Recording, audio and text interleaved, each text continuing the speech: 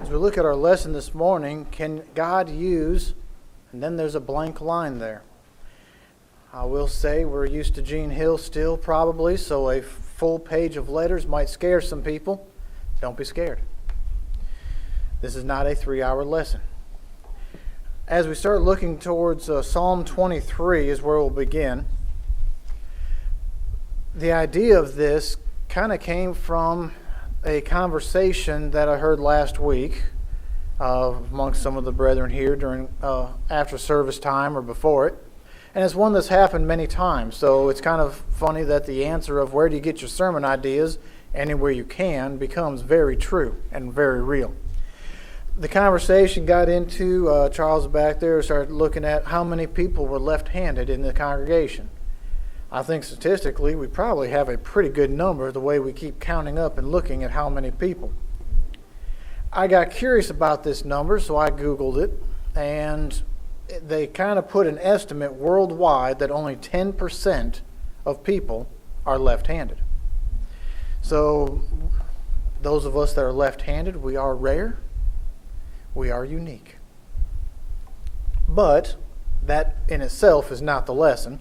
The thought is, we look at, and the idea that kind of was coming in my head, and as this got out here with many words on this piece of paper, is the idea of, can God use that? Can God use a minority? Can God use something that is considered special, odd, peculiar? At one point, left-handers were not accepted in society and were tried to be conformed to be right. And you can use that as a pun if you would like. So that is where the idea of this comes in at, of the thought of what jump-started this idea. In Psalms 23, as one of the texts for this morning's lesson, the Lord is my shepherd, I shall not want. He maketh me to lie down in green pastures. He leadeth me beside the still waters. He restoreth my soul. He leadeth me in the path of righteousness for his name's sake. Yea, though I walk through the valley of the shadow of death, I will fear no evil, for thou art with me. Thy rod and thy staff, they comfort me. Thou preparest a table before me in the presence of mine enemies, and anointest my head with oil. My cup runneth over. Surely goodness and mercy shall follow me all the days of my life, and I will dwell in the house of the Lord forever. In looking at this right here, we see an individual looking towards God. It does not state whether they're right or left-handed. It does not state whether what kind of race or nationality. It does not state any defining factor of the person other than they are following and looking to God. And God will use them in all of those elements. The second text this morning is 1 Corinthians 1, starting in verse 26.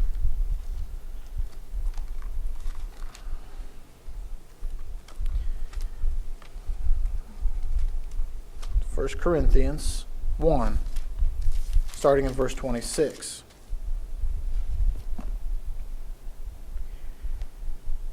For ye see your calling, brethren, how that not many wise men after the flesh, not many mighty, not many noble, are called. But God hath chosen the foolish things of the world to put to shame the wise. And God has chosen the weak things of the world to put to shame the things which are strong. And base things of the world and things which are despised has God chosen. Yea, and things which are not, to bring naught to things that are. That no flesh should glory before God. But of him are ye in Christ Jesus, who of God is made unto wisdom and righteous and sanctification and redemption, that according as it is written, he that glorifieth, let him glory in the Lord. So to kind of getting the idea of how few left-handers there are, we see that God can use those. Look, the very first part here, we'll get off the idea of just being left-handed, except for one of the points upcoming. But in general, what can God use? That's why I left that blank there. It's up to us to fill in that blank. What can go into the blank? Going to verse 26 here, for you see your calling, brethren, how that not many wise men after the flesh, not many mighty, not many noble are called. Because God has chosen the foolish things of the world to put to shame the wise, the weak to put to shame the mighty. God does not look for the strongest man competition to find out who he can use. He doesn't go to the spelling bee to find out who he can use. Sometimes we as humans put the wrong focus in the wrong places. And we have quite a few examples throughout the Bible of who God can use. And if we really look at it, how many times do we see God doing just this thing right here?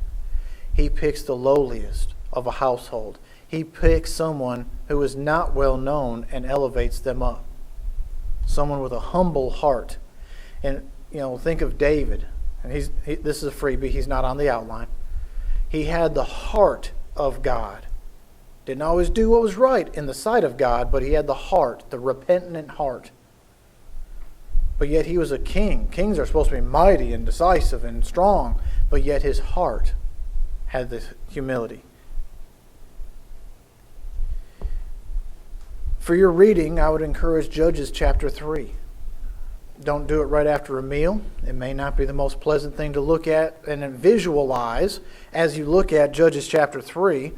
Some of those judges, as we would say today, were bad. They had interesting stories that went with them. But one of the judges there in Judges 3, Ehud, was raised up by God. He was called to go and do it. He was called a left-handed man. And I think there was probably a purpose for this when you think about most of the world was right-handed. Ehud was going before the king of Moab, Eglon. He was a left-handed man, and so he fashioned his sword and stuck it to his right thigh. A right-handed man would not be able to pull from a sheath from his right-handed thigh. He would have to cross body typically. Wherever you wear your sword, you would cross body to pull it out. Well, he was left-handed, so that means, but the world looked at the sword being always on the left to grab a hold of. So if they checked him for a sword, which they don't say if they did or not, I would imagine they would have to protect their king, they wouldn't have found it where he hid it. Ehud was working for God. God used someone with a peculiarity in the time to accomplish the goal. As the process went, he met with the king. He gave him the offering to gain access to the court and said he had a private message for him. And after that point is when after the room cleared, he was able to draw the sword and thrust it into his belly. And that's why I say don't read it on a fresh full stomach, because the stomach swallowed it up and the dung came out. And he was able to use the idea that perhaps he was relieving himself to help get away. After the slewing of the king, he also was able to kill 10,000 men of valor with the men that followed him.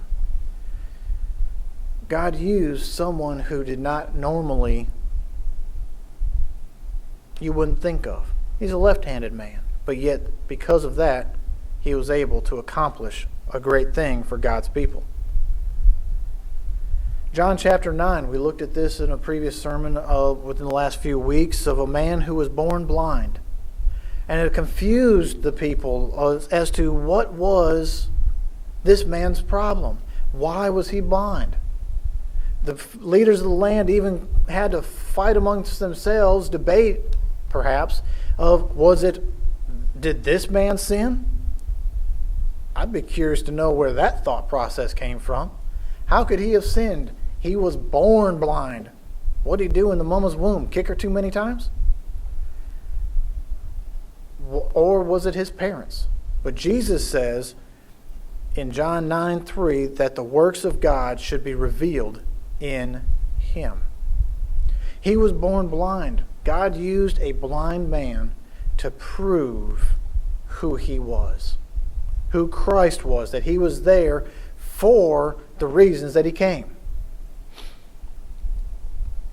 Now, in all of this, I don't want us to get the misunderstanding or the thought, I do not believe that God is taking and forcing certain things here or there. He's not forcing our hand. He's not carrying us one way or another. Now, this one here, it says that he was born blind to show this. Perhaps that was the will of God. Perhaps it was just that was going to happen and God knew it. And so it was used for his benefit. I don't know. I'll call that the providence of God because I cannot explain it fully. What I know is that it was used. So what about something that is our choice? Our profession. What have we each chosen to do in our lives? What is our job? I look around, even here, I know each of us we have a variety of skill sets in this room. Jesus walked up to a man when he was collecting his disciples and said, "Come, follow me." He did that to a couple of different professions. And in this particular case, he was standing in front of Matthew. And we know Matthew to be a tax collector. Before going any further, does anyone in the room love the tax collector? I don't think anyone in the room is one, but if anyone listens, I'm not attacking tax collectors, but we all know that they are not the favorite. We like to earn our money. We don't like to give it back up, except for things we choose. But this man was a tax collector,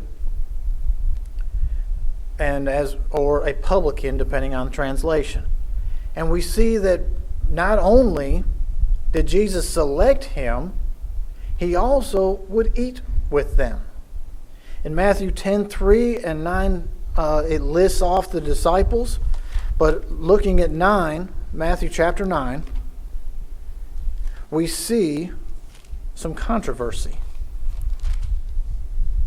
Matthew 9, starting in verse 9. And as Jesus passed forth from thence, he saw a man named Matthew sitting at the receipt of custom, or a place of a toll, and said to him, "Follow me." And he arose and followed him. And it came to pass, as Jesus sat at meat in the house, behold, many publicans and sinners came and sat with him and his disciples. And when the Pharisees saw it, they said unto his disciples, "Why eateth your master with publicans and sinners?" But when Jesus heard that, he said unto them, "They that be whole need not a physician, but they that are sick. But go ye and learn what that means. I will have mercy and not sacrifice, for I have not come to call the righteous, but sinners to repentance." I guess I could have put the Pharisees on this list as well. Jesus made a point with the hard heart of the Pharisees as well as sitting with the publicans and the sinners. He uses each person to do his ministry. He used the hard heart here. He gave a lesson about coming to those who were sick and told those who should have known better and should have been doing better to go and learn what that means. Jesus himself reached out to someone who is not looked at as a desirable profession. Now, obviously, the person of Matthew was a good person. We just don't care for his profession. But he used him still. And looking at Matthew as he followed Christ throughout the ministry, he continued his ministry then from a disciple into an apostle. And primarily the book of Matthew that we just read from was written by Matthew. So obviously This publican or tax collector was useful to God, and God was able to use him to minister primarily to the Jews and also still to us today through his written word. Shall we dig a little deeper? Who else can God use? What can God use? What about murderers? Can God use a murderer? We can look at the bloody history of the nation of Israel as they go through their lands. They were told to go and kill certain nations, to eliminate certain areas. They themselves were the recipients of some of this. But even more specific, as we look at the ministry into Christ, we see as a example, Barabbas. As Christ is finishing his ministry here on the earth, he is brought before Pilate. He is brought before the leadership under charges to try and get him killed. Eliminate the competition of the Pharisees for their power in the synagogues. If you start listening to Jesus, you're not going to listen to me, which means you're not going to give me your money, which means I'm not going to be in a position of power. We have to kill him. And when it comes down to it, we see Barabbas actually has a police record, as we would look at it today. Looking through the different Gospels as to what each one pulls out about Barabbas, we see in Matthew he's a notable prisoner. You don't get that title by being a one-time offender or being a small-time crook. He is a notable prisoner. Mark describes him as a murderer. Luke says he had certain seditions and murderer. John called him a robber. Acts says that he was a murderer. This man had a record. And when it came time that Christ was before Pilate, Pilate himself found no fault in him, but the Jews insisted he went to the cross. So Pilate thought he had a way out. Why is this innocent man standing before me? He's no threat to me. He's no threat to the empire. He's no threat to the people. Why? I've got an idea. It is the custom at the Passover, even for the empire here, to release one prisoner to the people. Who is can you imagine the conversation? You would sit and look at calling the master of arms to the prison. I want to see the prison overhead.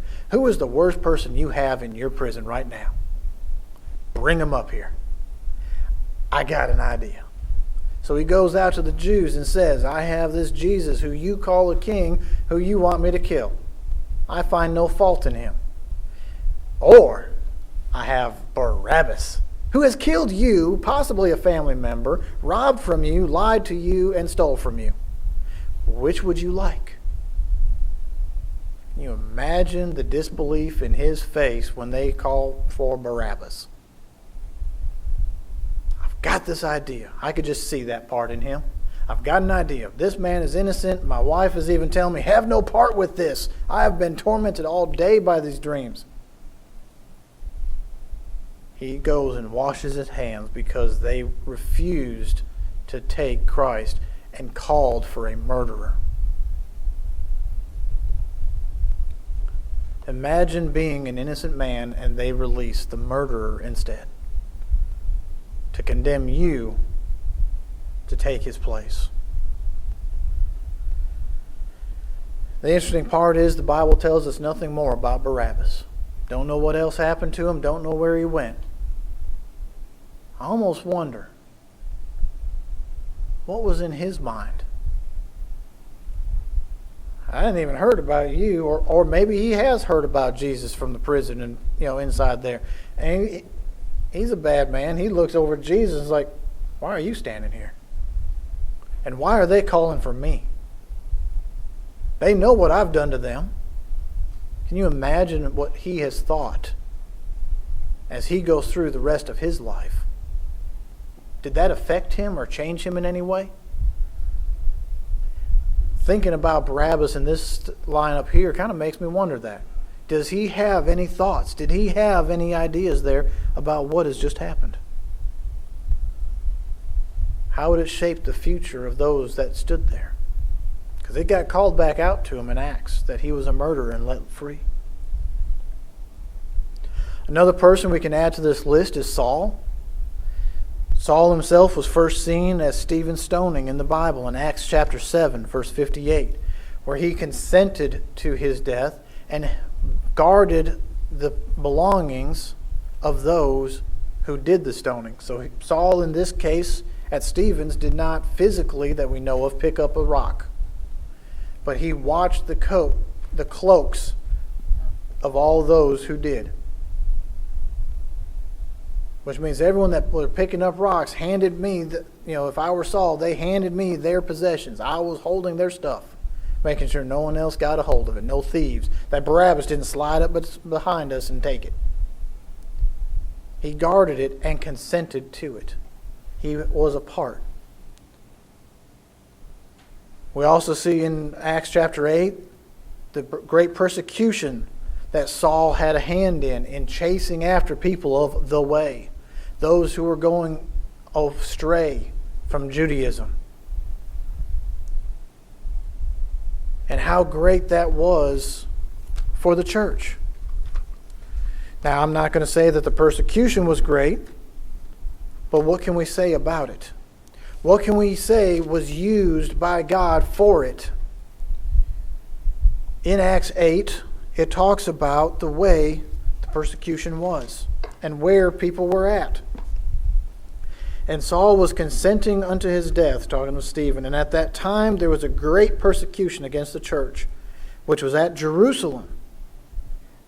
And they were all scattered abroad throughout the regions of Judea and Samaria, except the apostles. And devout men carried Stephen to his burial and made great lamentation over him.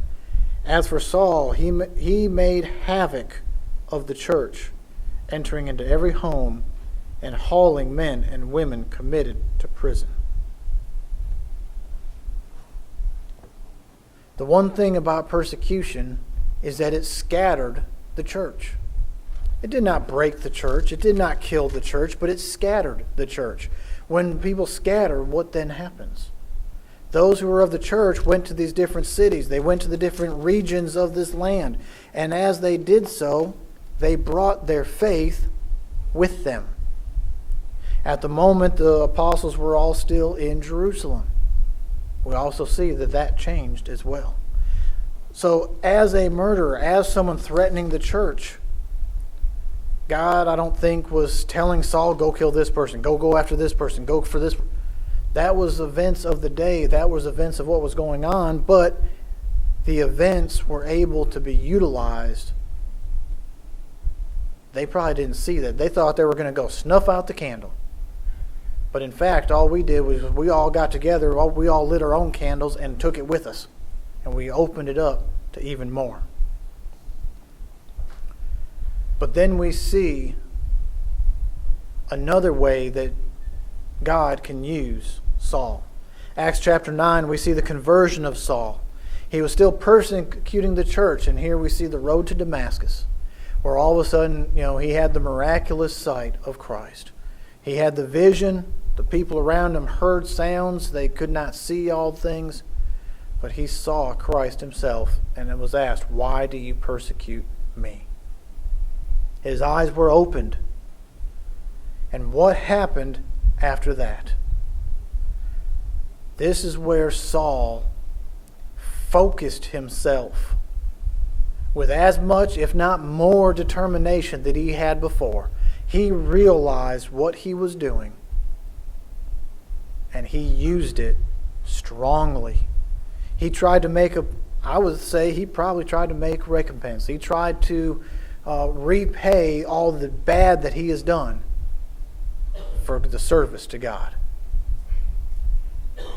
He went to so much that people were still afraid of him. But he was able to go to the Gentiles. Acts 9:15 says, But the Lord said unto him, Go thy way, for he is a chosen vessel unto me, to bear my name before the Gentiles and kings and children of Israel. That verse is right before Saul was baptized. Ananias was sitting there and receiving the vision from God to go and meet this man. And he was told to go because there was a purpose for him. God could use him. If God could use each of these people, can God use me? Very simply, on our last segment of people that God can use, of possibilities to put into that blank at the top of the page, can God use me? And that is a question each of us have to ask ourselves. Put your own name in that line. Can He use you? Me? Someone out on the street, someone we meet at Walmart, someone we meet crossing the road. Can He use us? The way we answer that is to determine if we have the right attitude and work ethic for God. Do we care? Do we have that drive, that initiative, that desire? Do we have the heart? Jesus invites us and shows us the way. We've got several verses on each of these points, but looking at John chapter 14, verses 23 and 24. Jesus answered and said unto him, so going back to verse 22 to find out the question. Judas said unto him, not the Iscariot, Lord, how is it that thou wilt manifest thyself unto us and not unto the world? So here he is actually talking with his apostles, but there is a statement here that we can glean from it as well. And starting 23, Jesus answered and said unto him, If a man love me, he will keep my words, and my Father will love him, and he will come unto him and make our abode with him. He that loveth me not keepeth not my sayings, and the word which ye hear in me, but my Father which sent me. What you heard is not mine, but the Father's who sent me. There are 2 times he says in this passage right here, if you love me, keep my commandments. If you love me. If a man loves me, he will keep my words. And those are verses 15 and 23. This section he is talking directly to the apostles, so about the part about manifesting is something that the apostles would see. However, this verse here is a little more generic. But both verses are verses that would fall under the Great Commission of go, teach all nations, all things that I have commanded you. So if a man loves me, he will keep my words. Can we put our name into that line? Well, do we love Christ? Do we love Christ enough that we will keep His word? In order to keep His word, we must know His word. But we must also be willing to follow and to be of a servant's mindset. It's not enough to just follow. If we have an elected leader or we choose a person to lead us to the outside, we're going to all go meet at a certain spot. And we pick one person in this congregation to lead us there. We're all going to get in our cars and follow behind them. But everyone that's following takes a different route. Have we followed? Have we been a servant? So looking at this, we look over back to Luke chapter 17. We have to have the right heart, the right mindset. Luke 17, and there's a passage, but the primary verse is verse 10. So likewise, when you shall have done all things which are commanded you, say, we are unprofitable servants. We have done that which was our duty to do. As we go about being a servant, as we go about doing the good that Christ has said, following His commands, do we stand up at the end and say, I have done this? Or do we humbly say, it was my duty? As we go through life, as we do things for other people, and they thank us for it, it was my duty to do. Thank you. I'm going to put that announcement on the wall. Thank you, I'm going to put my next gold ribbon. Do we do it for the ribbons? Do we do it for the accolades? Or do we do it for the thank yous?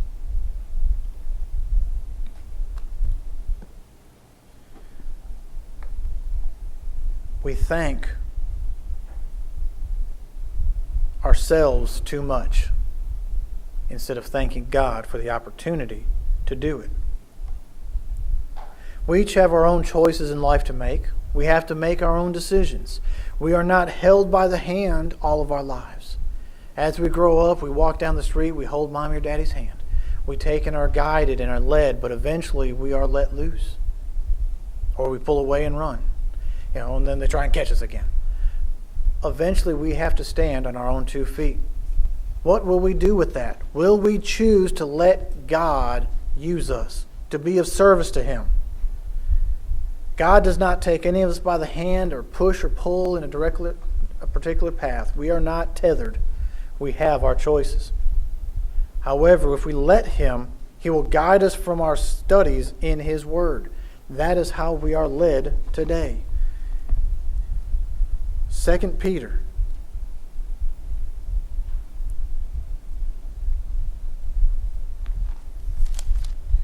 chapter 1 gives us a good explanation of the word and how we can use it. 2 Peter chapter 1, start verse 10. Wherefore the rather, brethren, give diligence to make your calling and election sure. For if ye do these things, you shall never stumble. For so an entrance shall be ministered unto you abundantly in the everlasting kingdom of our Lord and Savior Jesus Christ. I would encourage to go in and read that passage as to how it pertains to what we need to know, how we are to focus ourselves. If you do these things, such a simple phrase with such a powerful message.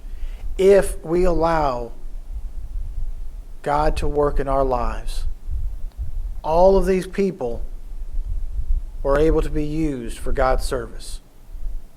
The question is, will we? Will we allow Him to be part of His plan? One way or another. Pharaoh did not allow his glory to be shown through his obedience. He chose to be remembered for his stubbornness and his hard-heartedness. And God showed His victory over that. God used Pharaoh. He used that hard heart. I don't want to go down in history as being the one that God used because of his hard heart to make an example of. I would rather be one of the many other examples that God was able to use favorably. Do we give God that glory? Do we give Him the credit? If we need to give God the glory by starting our Christian journey, we invite that start to begin. Become a Christian. Follow Christ. Put Him on through baptism so that we might be a child of God, so that we can then follow the commandments of Christ throughout our lives and be willing and able to give Him the glory for all of it. Our invitation song is Take My Life and Let It Be. Do we give our life to Christ? Once we have given it to Him, if we have stumbled, we have opportunity to come back. For as long as we are still alive and still breathing, we can come back. If we can be of any need to anyone at this time, please come while together we stand and sing.